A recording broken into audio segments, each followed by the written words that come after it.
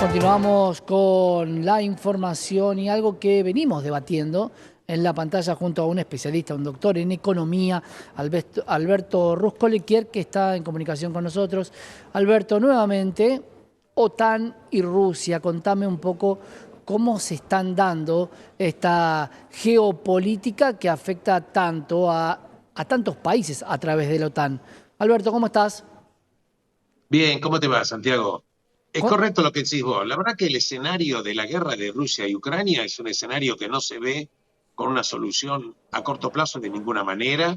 Sí es cierto que se ven avances de Rusia, pero tampoco son, por lo menos hasta este momento, no son total ni absolutamente definitivos. Incluso hubo un impacto militar de un par de refinerías por parte de drones ucranianos en Rusia, que esto ya de por sí provoca un panorama muy complicado, porque además en los países de Europa están viendo cada vez con mayor recelo todo Rusia, a punto tal de que incluso Finlandia, que tiene frontera con Rusia, ya tiene cerrada permanentemente la frontera con Rusia. También se escuchan ciertos comentarios en Francia diciendo que no se puede permitir de ninguna manera que Rusia gane la guerra en Ucrania, porque esto va a tratar de delinear nuevamente una posición de Rusia frente a la OTAN. La OTAN, que a su vez, que desde un estado de ostracismo previo a la guerra de Rusia con Ucrania, la verdad que se está fortaleciendo y está teniendo una actitud totalmente diferente. Pero como si esto fuera poco, Santiago, como si esto fuera poco, hace una semana, concretamente, el día 1 de abril, hubo un impacto en la capital de Damasco, en el consulado iraní, por parte aparentemente, digo aparentemente porque Israel nunca se lo atribuyó, de las fuerzas de defensa de Israel. En este ataque fallecieron 6 altos comandantes de la Fuerza Quds, que es la fuerza especial, que sería la Fuerza de Operaciones Especiales en el exterior de la Guardia Revolucionaria iraní, además de otros encumbrados personajes militares del Hezbollah. ¿Por qué te comento esto además? Porque obviamente esto hizo que Irán haya respondido oficialmente que ya considera que Israel es absolutamente un objetivo de ataque en cualquier lugar del mundo, en todas las sedes diplomáticas y Claro. en cualquier lugar que ellos mismos se reserven. Recordemos acá que ya no hace falta que, digamos, desde los atentados que hubieron en 1992, 1994, y esto también hay que atarlo, Santiago, con lo que hace 3 semanas aproximadamente el director del FBI también se había mostrado preocupado antes del ataque de Israel al consulado iraní en Damasco, se había mostrado muy, pero muy preocupado porque estaban viendo como un tema de mucha preocupación eventualmente atentados de parte de extremistas islámicos dentro del territorio norteamericano. Entonces veamos un poquitito el tema desde el punto de vista geopolítico, pero también en lo económico.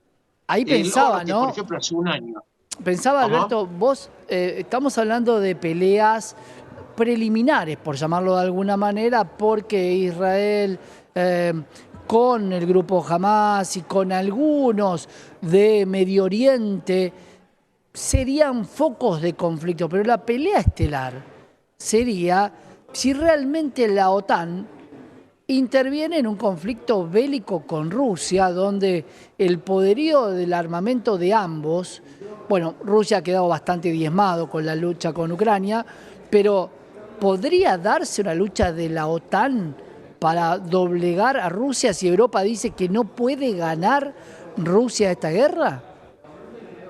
Buena pregunta. Hay ciertas, por ejemplo, digo el caso de Francia, que es el caso que se expresa más claramente, que dicen que absolutamente no hay que dar el brazo a torcer con respecto a Rusia. Este escenario sería un escenario de tipo terrible, pero también sería un escenario de tipo terrible Irán con Israel. ¿Por qué? Porque ya oportunamente, en varias situaciones, ya Irán, muy previamente al enfrentamiento del 7 de octubre del 2023, Irán manifestó que, atención Occidente, porque ellos tienen el control eventualmente del estrecho de Hormuz.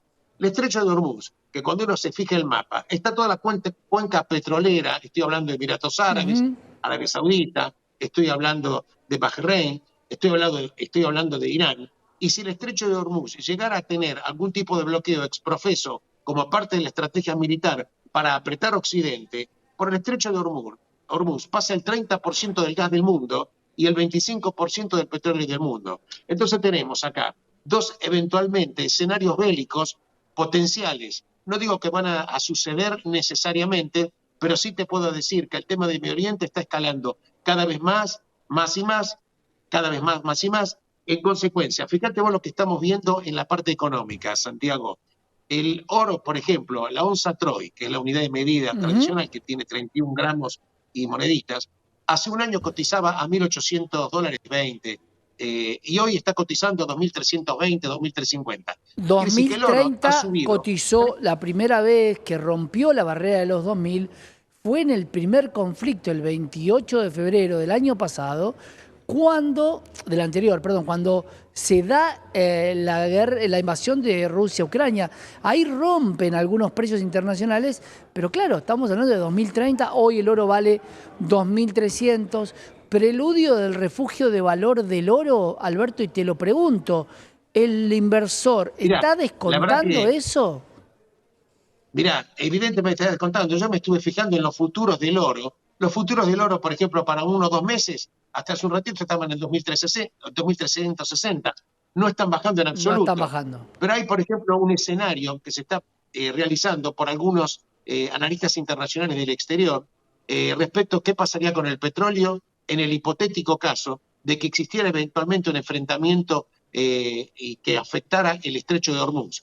En este caso, estarían hablando, se están proyectando escenarios, Santiago, simplemente, pero hay que comentarlo. En estos escenarios estaríamos viendo un petróleo arriba de los 100, 120 dólares, dicho sea de paso, hoy estamos hablando de 90 dólares y monedas el barril de petróleo Brent y 87 aproximadamente el WTI, que viene subiendo también, viene subiendo.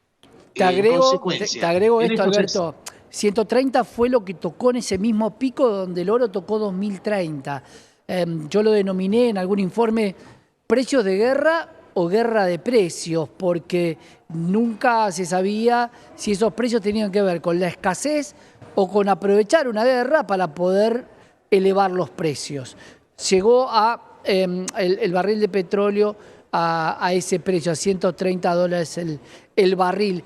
Quería preguntarte, Alberto, ¿qué pasa con Kazajistán? Porque es un país demasiado grande, es un país que se puede meter un poco en fronteras entre Europa, Asia y Medio Oriente. ¿Qué tranquilidad tiene hoy Kazajistán? Además, era uno de los países que estaba en la vieja Unión de Repúblicas Socialistas Soviéticas con alguna posibilidad de armas nucleares. ¿Cómo está la situación con ese país?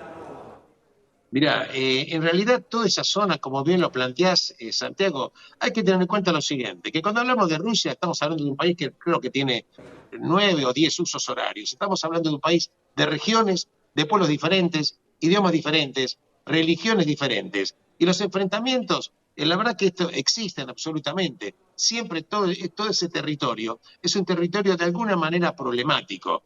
Recordemos, por ejemplo, cuando en su momento hubo un levantamiento Osetia del Norte, cómo respondió Putin. Luego, cuando hubieron 2 guerras en Chechenia, cuando Chechenia se quiso independizar. Todas las situaciones de independencia, por ejemplo, desde el punto de vista de Rusia o de Putin muy especialmente, y digo Putin porque ya estamos hablando de más de 20 años en el Sí, poder, claro. son enfrentados de una manera muy, pero muy fuerte. No son territorios tranquilos en absoluto. En absoluto, Santiago. Lo que te quiero decir concretamente, que lo que sí estamos viendo, un mundo en el cual tenemos acechanzas militares, riesgos concretos, una guerra de Rusia que, por ejemplo, ya tiene más de 2 años. No sabemos con qué situación respecto de Ucrania, ni siquiera Sí. sabemos qué situación respecto de Europa ni respecto de la OTAN. Una situación que está pasándose cada vez yo diría casi de color naranja a color rojo. En el caso que hubieran atentados nuevamente en objetivos israelíes en diferentes partes del mundo. Estamos viendo un escenario muy, pero muy complejo. En el caso, Santiago, que llegara a suceder esto y estuviéramos viendo una elevación significativa del precio del petróleo, del precio de la energía, estaremos viendo nuevamente una suba de la inflación, una Claro. baja del consumo, una emisión de dinero de parte de los países para hacer frente a esta situación caótica, y estos son escenarios que vos sabés que en la economía uno siempre hace análisis, pero siempre el cisne negro existe. Y Sin yo te duda. diría que este cisne negro no sería tan, pero tan descabellado. Los hechos geopolíticos están Están sucediendo en este dados, sí. momento Sí. Mientras vos y yo estamos charlando, Santiago. Y de alguna manera también entendamos que el precio de los combustibles en una guerra, todo el mundo sabe que es lo que más se utiliza. Los combustibles suben por la utilización de estos combustibles para el manejo y el desplazamiento de tropas. Te pregunto la última, Alberto, ¿hoy hay algún otro país? ¿Cuántos países tienen frontera con Rusia que dependen o están dentro de la OTAN? Mirá, te diría que si vos, por ejemplo, te fijas, los países bálticos, Letonia, Lituania, Estonia, están dentro de la OTAN. Finlandia está dentro de la OTAN.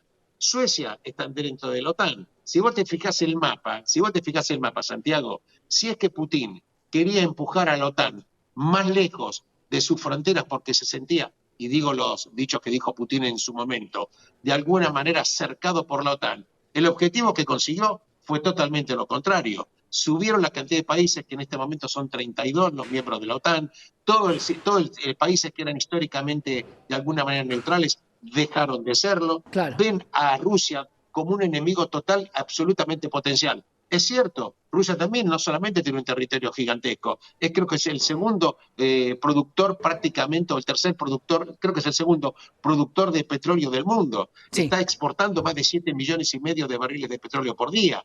La Sí. verdad es que estamos viendo una situación muy, pero muy Y compleja. abastecía a Diría, Europa no digo también, que va a ¿no? suceder, pero no hay que descartarlo. No, no hay que descartarlo. Abastecía a Europa a través del Nord Stream y de un montón de acuerdos que se habían hecho.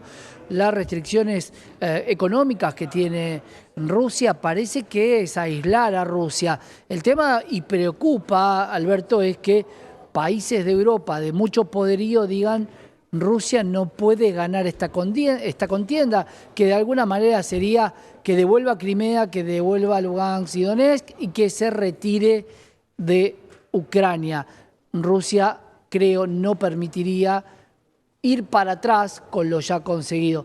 Vamos a seguir debatiendo, Alberto, esto va a dar mucho que hablar. Mientras nosotros estamos hablando, posiblemente algo en la geopolítica mundial esté cambiando.